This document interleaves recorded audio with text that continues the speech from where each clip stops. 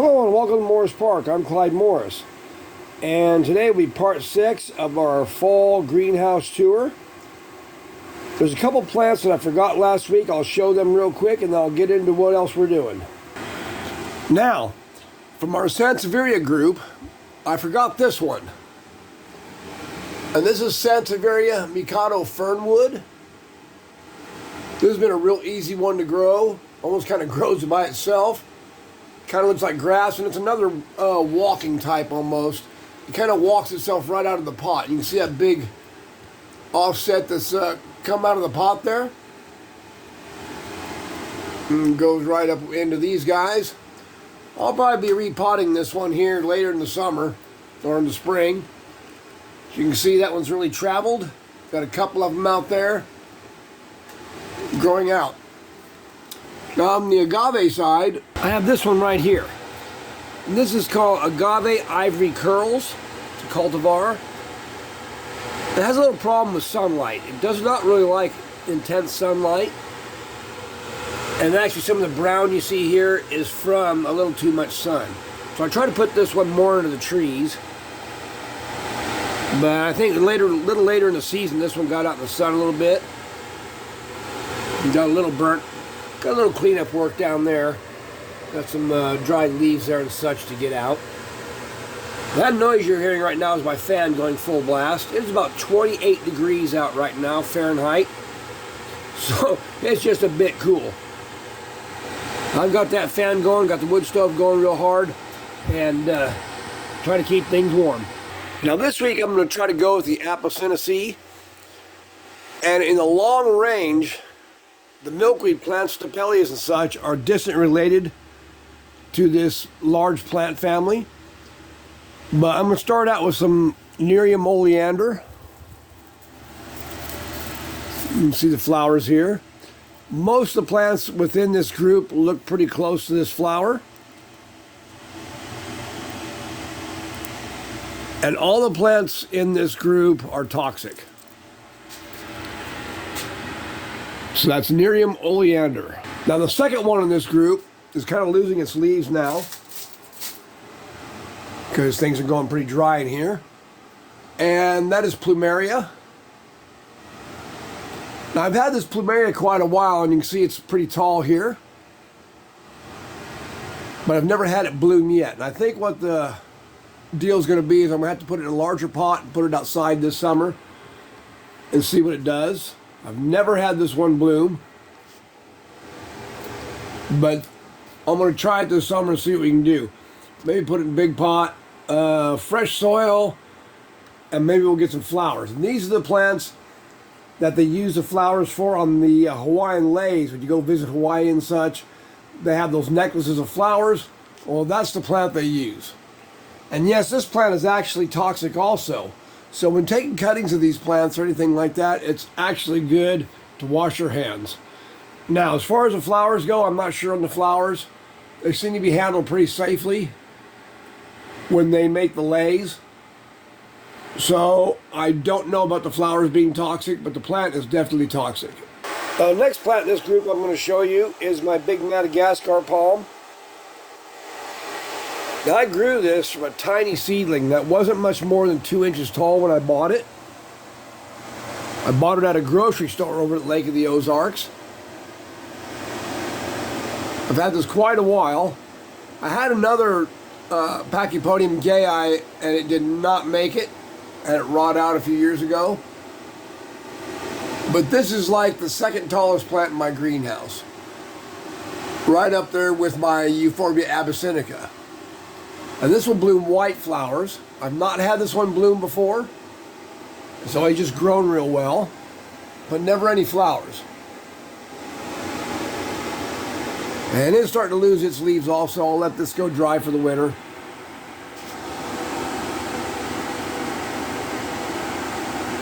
And it'll be losing all those leaves.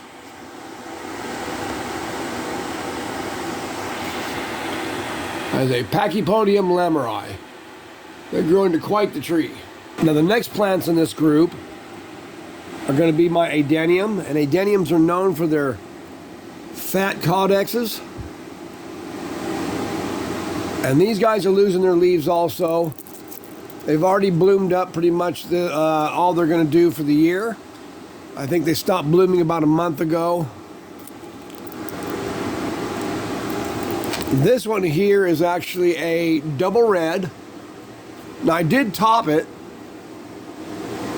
About 2 years ago I topped it, and it only grew this one little separation there of branches. It's never grown a real large caudex on this one. Let's see if I can get down here. Kind of small caudex. Maybe it needs some more trimming, and that might enhance the caudex a little bit. And the one next to it here, this one here, that belongs to Deb. Now we did top this one this year, and so it did not bloom. It's not losing its leaves like the others. There's a nice little fat one here.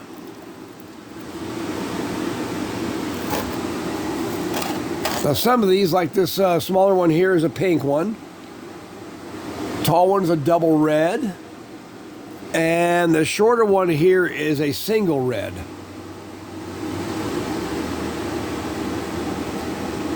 But these are also part of the Apocynaceae. These are related to the oleanders and the Madagascar palm and the... oh, now I forgot the name. Plumeria, that's right. Plumeria is also known as frangipani. Now the white spots you see all the leaves, all over these leaves are just liquid 7. And I sprayed these down as precaution because mealybugs just love these things. And so far it's worked really well, and I haven't had any mealybugs come back to it. Now those are the only plants of the Apocynaceae that I have in the greenhouse. So I'm going to show you another one. This is what they call a false ocotillo. This is an Aloaudia. Comes from Madagascar. These are not related to the Madagascar palm, even though they grow in the same exact area. And these are part of the Didierea. This is the only one I have. These kind of get quite large. I grew this one from a very small one that I'd gotten from Lowe's. Looks much like an ocotillo. You get these little leaves usually in the springtime and through the summer, and now starting to lose them. I don't have to give this one too much attention. It almost grows itself. As long as I give it some water, a little bit of food during the summer, it does pretty well. Now a little break from that, I just did want to show you this. And this is my Eubomania pectinifera. And you saw that in the cactus video. But it likes to bloom in the middle of the winter. See these little bitty flowers, almost like mammillaria flowers. Pretty happy. It didn't bloom for a couple years, and then last year it started to bloom again. So I guess it must be pretty happy. But anyhow. Now another plant I got here that's not really related to much of anything except maybe the agaves distantly. And that's my big old ponytail palm, my Buccarnia recurvata. It's a great big one. Now I've got a couple of these, but this is the largest one. And I bought this several years ago at a roadside stand, believe it or not, for $35. What a steal. And it's got a huge caudex on it. See that down there? I've got everything so packed in here, it's kind of hard to get to things. But yeah, that's my big ponytail palm.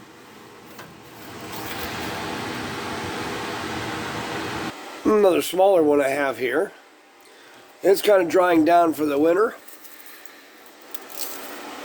Doing pretty good. I also have some very large philodendron type plants, some aroid types. This is Philodendron Saloum. This was given to me many years ago by somebody I worked with. Brought in their plants and just kind of said, here, take them, or I'm throwing them away. And it's growing in with this big Monstera. And this Monstera I've had growing for a lot of years. And it's got some liquid 7 on it because it was having a horrible problem with scale and mealybug. You can see the big old stem back there. And this plant, this Monstera, has actually been 10 feet tall at least 3 times. Now, my old greenhouse, it was 10 feet tall twice, and I had to cut it down to bring it here. And then when I brought it here, I had a freeze in the greenhouse and it froze it down pretty bad. And it never has come back to its original height, but it's almost as tall as me again and slowly getting there. And I'm probably going to have to redo some soil in it, I'd say by next year, because it's getting very large and hadn't had a soil change in quite a while. Now above that, I've got my Ledborea socialis, also known as Cilia violaceae. It's basically a bulb type plant. I've had this for many, many, many years. I got this before I left California, so let's just say about 42 years now. A lot of dead leaves and stuff like that. That's kind of normal for it. Puts out some little teeny tiny flowers. They look kind of like lily of the valley almost, but even smaller. Very cool plant though, good for windowsills and such until they get too big. I had this one in a windowsill for a couple years and it did very well, but now it's just a bit too big, so it hangs up in here. Well, this is one of my Tillandsias. This is Tillandsia xerographica, and I have it on a piece of cholla wood with several other Tillandsias. It bloomed really good for me this year. I'm just hoping it puts off an offset. And I don't see one yet, but it did last time. This is the old one right here that bloomed, and then I had this one come off of it. This is one of the largest Tillandsias. And then I got a Tillandsia caput medusae on that side. And toward the back here, there's a Tillandsia ionantha. But yeah, big old Tillandsia there. And this little ball here, I've got several varieties. Some of the ones I'm not really familiar with the name on them. You'll see some leaves and stuff in there because I hang these guys out under the trees during the summer. And these are all packed in to this glass ball. And have really grown well in it. I just stuffed a little moss in there and kind of stuck them in there. And they really rooted up good. You can see under here. That bottom one is really spread out well. You can put medusae in there. A real great Tillandsia. Nice little ball of Tillandsias. And yeah, I just hang them out under the trees. These Tillandsias do real well. Hanging in the shade, getting the fog in the morning and at night, and benefiting from the rain showers that we get. This is my oldest Tillandsia I have. And I bought this at a grocery store. And this one's been a real good one. It's been very tough. Usually stays in a window inside the house, but I brought it in this year and it had a bunch of ants, so I had to get the ants cleared out of it. So I've kind of kept it into the greenhouse. Real nice one. Now this is my Ponderosa lemon. And this grows absolutely the biggest lemons you'll ever see. See the size of that? Huge lemons. And these are just about done. Very heavy. Just about done. And they will probably be done by next month, if not January. And it's got a few of them on there. I think there's about 5 of them on there this year. Little green one down there, and there's one back in there. Then I got a couple up here. Maybe 6. Yeah, let's see here. Yeah, one back there too. Yeah, I think 6 of them this year. And these are kind of a sweet lemon. I had a lot of trouble with this tree for quite a few years. Ants invaded this thing, would not leave it alone. They raised scale on it real hard, citrus scale. But I finally found out something to get rid of it, and that liquid 7 is really the stuff. It really gets rid of them nicely. And so the tree has kind of come back, and it's producing fruit this year, and it didn't produce anything last year because of all that.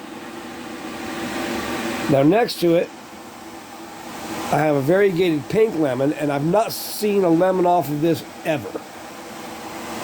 I'm hoping one day it'll decide to keep its flowers, because it always drops its flowers, and produce fruit. And the fruit is supposed to be yellow with green stripes, and then on the inside it's supposed to have pink flesh. So, I'm just waiting. Hopefully we'll see something off of this next year. I've got quite a few different random succulents here. I'm not big into leafy succulents, but this is Portulacaria, which is the elephant bush. I got both the variegated and the green here. A little jade plant over here. These jade plants used to be really something in California. You can plant them in the ground, they get absolutely huge.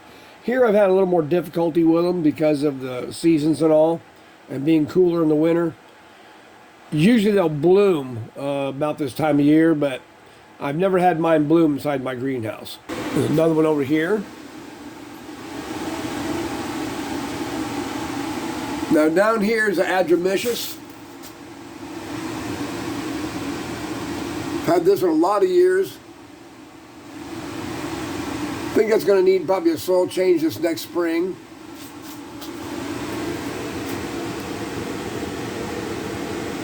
I think the common name for this is calico hearts.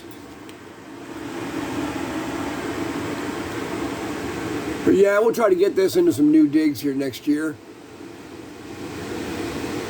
Great plant. This is my little Ceropegia woodii. And this grows from little teeny tiny like balls or little tiny bulbs almost. And it produces them all along the stems and everything. It's a little dry right now, but this is a good example of one of the little tubers that it grows from. I guess that'd be a good term. And under here I can't really see any right now. Usually you can see little tubers. Yeah, Ceropegia woodii. And this is a little crassula here. And I'm not up on the name of it. They call it the propeller plant, I know.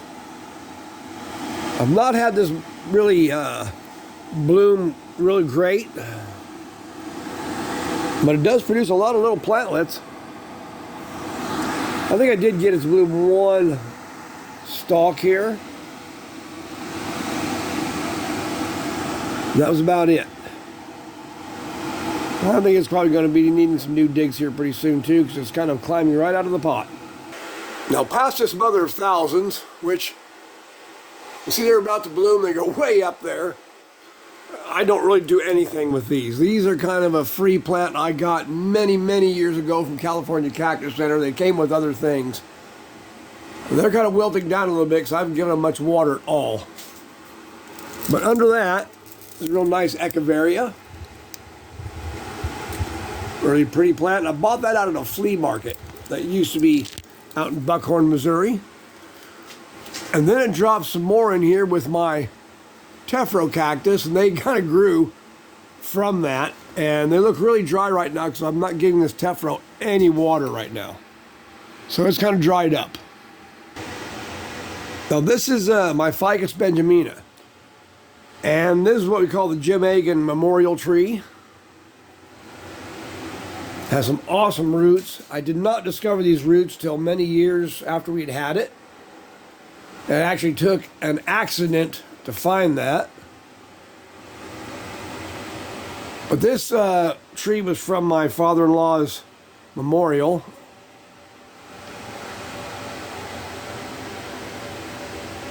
The funeral. And we've kept it alive ever since. But what happened, when my greenhouse froze some years ago, the whole top of this tree was killed out pretty much down to here. And so I thought, well, even though the top's dead, the bottom of the roots may be alive. So I kind of let it sit and I kept watering it, and it did. It came back to life. So I decided to repot it and lift it. And this is what I found when I repotted, is that it had all these really huge, cool roots. So we exposed the roots so we can see that, and it really looks great. Believe it or not, this is a fig tree.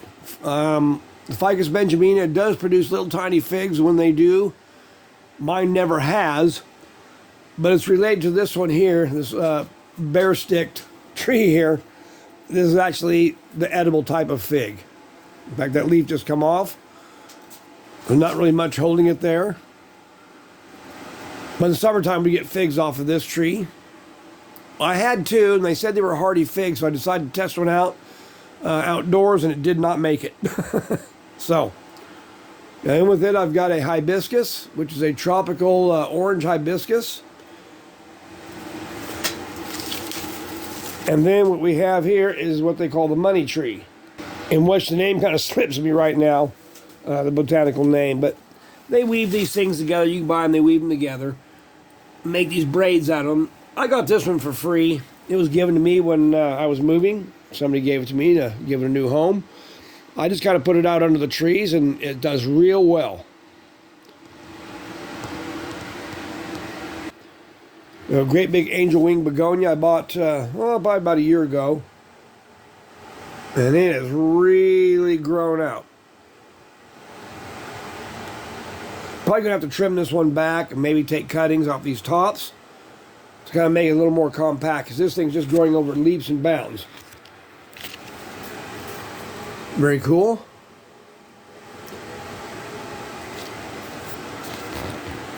And back in that corner, one of my Hoyas. It's the only Hoya I have out in the greenhouse. I have another one in the house. It's a different variety. Had that one a lot of years also. That came from the nursery I used to work at. I've divided it out a couple of times. It's been pretty tough. It handles the heat real good in here, and just hangs in. Forgot, there's another one of my little Echeverias down here. It came from the same ones you saw up top. They just tend to, a leaf will fall somewhere and tend to grow out. Well, folks, that's pretty well the greenhouse tour. Hope you enjoyed all these little parts here and there of my greenhouse tour. Just wanted to show you pretty much what I have and what I have to bring in. Well, there's another little Echeveria down there. I had more leafy succulents in this pot, but they just don't like the summer heat. There's another one. But anyhow, just wanted to share my greenhouse with you on these little tours. This is Clyde Morris from Morris Park. To say, I hope you all enjoyed this. Hope you all have a great week. Hope you all are staying warm. Take care and have a great day.